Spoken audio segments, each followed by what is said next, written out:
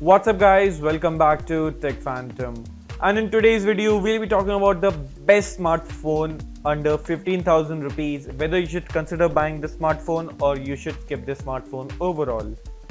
And it's the Poco M4 5G smartphone.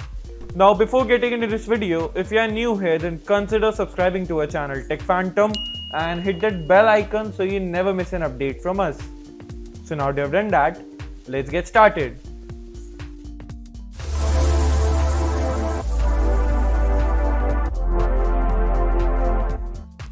Now the Poco M4 is the latest offering from the Poco, and it's indeed one of the best smartphones launched till date after the Poco F1. Now talking about this smartphone, it will be coming with a 6GB of base RAM and 64GB of internal storage, and which can be also expandable up to 1TB of storage via SD card. Now another reason why you should consider buying this smartphone is that it comes with a full HD plus AMOLED display, which means 1080p of AMOLED display with a high refresh rate of 90Hz. The third most thing is that about its cameras, and it's the 64 megapixel of triple camera, an ultra wide camera of 8 megapixel and 2 megapixel of macro camera, which you can always skip, but seeing an ultra wide camera is a good in this smartphone's price segment.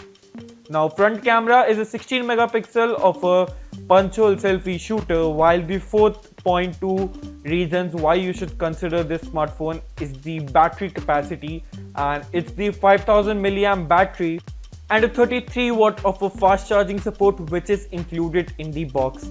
Now considering how Samsung is removing the chargers outside of the boxes in this smartphone spec segment under the budget category, it's a good to see a charger inside the box, and it will become a rare in the upcoming smartphones. Now MediaTek Dimensity G96 processor is also a good addition to the smartphone for its power performance, and it should hold good against the price segment of this smartphone. Now the phone started rupees 15,000 rupees, and it goes for up to, you can expect this price phone to be get up to 18,000 rupees for 8 plus 128GB variant. Now which might be some of a overpriced, and you can go for instead of a Redmi Note 11 series. Now what do you think of this smartphone? Are you planning to buy the best smartphone under 15,000 rupees, and is this your phone of choice? Let me know your thoughts in the comment section below, and I'll see you in the very next one. Thanks for watching.